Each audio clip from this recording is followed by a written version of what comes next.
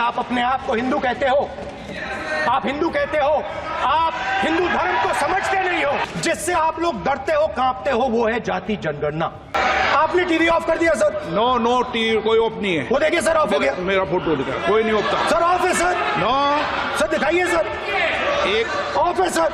No. आप TV off कर लेते हो सर। जब भी मैं उसको हटाना चाहता हूँ मुझे ये करना है सर। वो देखो आगे क्या डर रहे हैं सर फोटो से?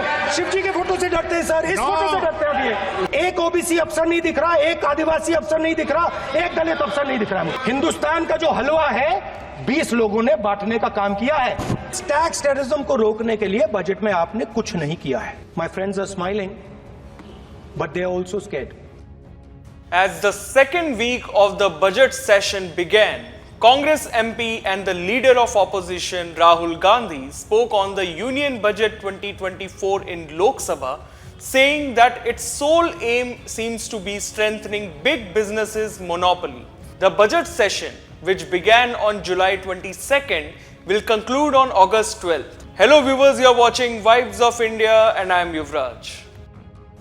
After his first ever fiery and long speech as LOP in Lok Sabha, Rahul Gandhi again slams the Modi-led NDA government on various issues. Here are the top 5 remarks made by Rahul Gandhi in Lok Sabha today. Listen in.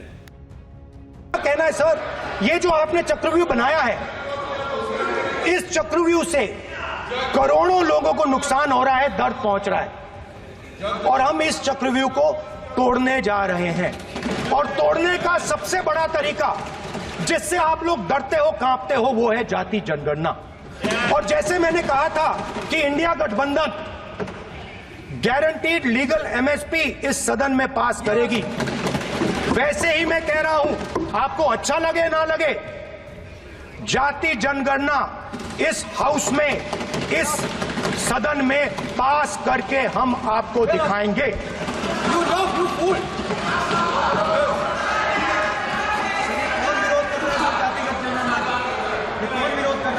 क्यों बैठे बैठे टिप्पणी कर रहे हो आप? क्यों बैठे बैठे टिप्पणी कर रहे हो? फिर वो टिप्पणी करेंगे।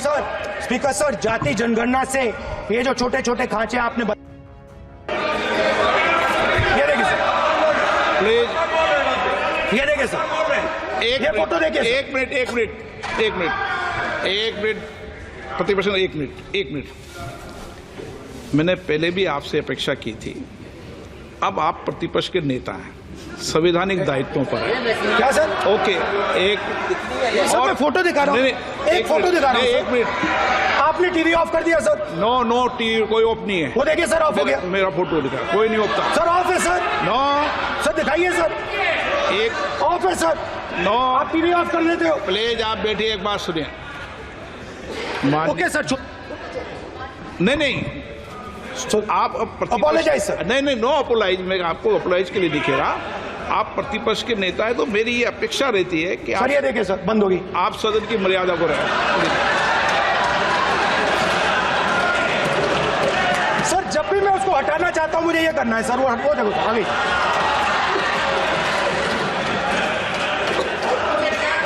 क्या डर रहे हैं सर फोटो से? शिव जी के फोटो से डरते हैं सर, इस फोटो से डरते हैं। अभी पोस्टर नहीं आने दूंगा, गलत तरीका है, नहीं आने देंगे, पोस्टर नहीं लेना देंगे सदन में। सर फोटो गलत तरीका है। नो सर फोटो दिखाना गलत नहीं है सर। आपकी परमिशन लेके परमिशन नहीं है आप। सर मैं ये फोटो दिखाना चाह रहा हूँ, नियम के तहत मैं समझाना चाह रहा हूँ। नियम के तहत परमिशन नहीं है माननीय। अच्छा सर, मैं ये फोटो समझाना चाह रहा हूँ सर। इसमें ये जो बजट का जो हलवा है सर, ये बट रहा है, और इस फोटो में सर मुझे एक ओबीसी अफसर नहीं दिख रहा, एक आदिवासी अफसर नहीं दिख रहा, एक दलित अफसर नहीं दिख रहा मुझे। ये हो क्या रहा है सर? सर देश का हलवा बट रहा है सर, और इसमें 73% का एक है ही नहीं सर। ये आप लोग हलवा खा रहे हो और बाकी देश को हलवा मिल ही नहीं रहा है। ठीक है सर, 20 अफसरों ने बजट को तैयार किया, हमने पता लगाया है। 20 अफसर, शांत हो जाइए प्लीज सर। 20 अफसरों ने, उनके नाम मेरे पास है, अगर आप नाम चाहते मैं दे दूंगा। 20 अफसरों ने हिंदुस्तान का बजट तैयार किया है, मतलब हिंदुस्तान का जो हलवा है 20 लोगों ने बांटने का काम किया है। अब स्पीकर सर, उन 20 लोगों में से 90% लोगों में से 90% लोगों में से सिर्फ 2 हैं, एक माइनॉरिटी और एक ओबीसी। और इस फोटो में एक भी नहीं है। मतलब फोटो में आपने पीछे कर दिया, वो भी पीछे चल गया। फोटो में तो आने नहीं दिया आपने, कोई नहीं आ सकता। और मैं चाहता था कि बजट में जाति जनगणना की बात उठे, जो पूरा देश चाहता है। 90% हिंदुस्तान जाति, 95% जाति जनगणना चाहता है। कौन चाहते हैं? दलित चाहते हैं, आदिवासी चाहते हैं, पिछड़ा वर्ग चाहता है, गरीब जनरल कास्ट के लोग चाहते हैं, माइनॉरिटी चाहते हैं, सब चाहते हैं, क्योंकि सब लोगों को यह पता लगाना है कि हमारी भागीदारी कितनी है, हमारी हिस्सेदारी कितनी है। My expectation was that this budget would weaken the power of this Chakravyuh. That this budget would help the farmers of this country, would help the youth of this country, would help the laborers, the small businesses of this country.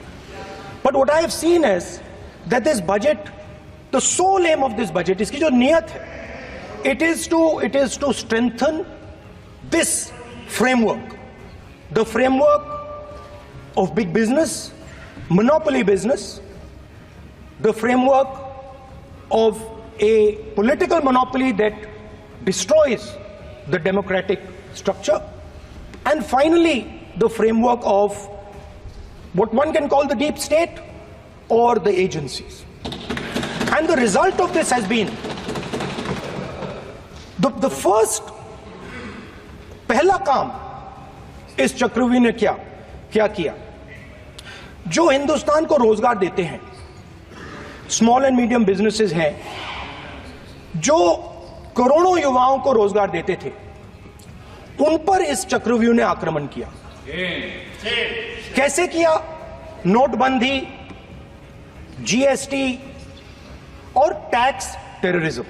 आप लोग आतंकवाद की बात करते हो, पूरे देश में अगर कोई भी व्यक्ति छोटा बिजनेस चलाता है तो रात को उसको फोन कॉल आता है इनकम टैक्स डिपार्टमेंट से, जीएसटी से, और टैक्स टेररिज्म का वो शिकार बनता है। इस टैक्स टेररिज्म को रोकने के लिए बजट में आपने कुछ नहीं किया है।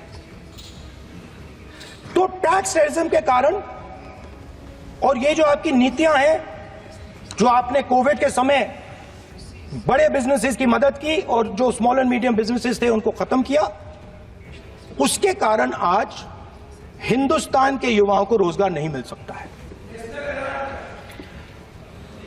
बिल्कुल एक युवा को रोजगार नहीं मिल सकता है।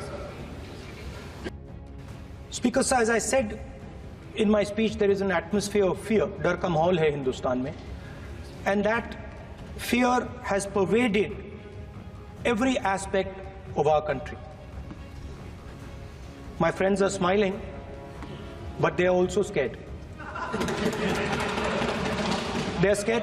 Sir, मैं आ रहा हूं सर, बजट है सर, बजट पे ही बोल रहा हूं sir. Sir, you see the problem is, sir, in the BJP only one man is allowed to dream to be prime minister.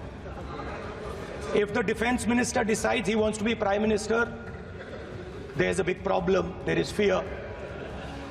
So this fear has been spread throughout the country, and the question I was asking myself was, why is this fear spreading so deeply?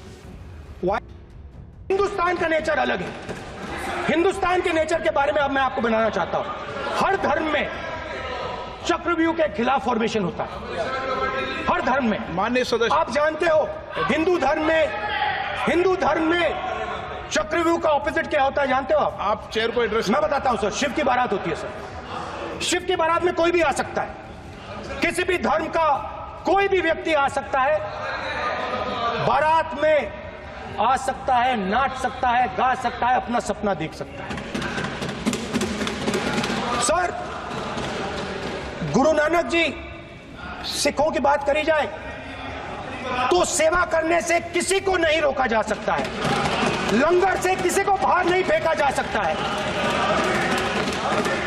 Sir इस्लाम में कोई भी मस्जिद में आ सकता है, church में कोई भी घुस सकता है, संघा में कोई भी आ सकता है सर, मगर इनके चक्रव्यूह में सिर्फ 6 लोग हैं सर। तो ये लड़ाई शिव की बारात और चक्रव्यूह के बीच में है।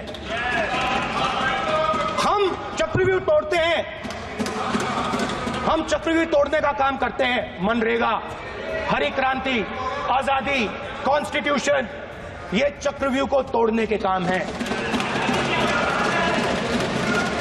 इससे देश में खुशी आती है, डर मिटता है, कॉन्फिडेंस आती है। आप पद्मव्यूह चक्रव्यूह बनाने का काम करते हो। चक्रव्यूह शिव की बारात को हरा ही नहीं सकता है। आप अपने इतिहास को देखिए, आप अपने आप को हिंदू कहते हो, आप हिंदू कहते हो, आप हिंदू धर्म को समझते नहीं हो।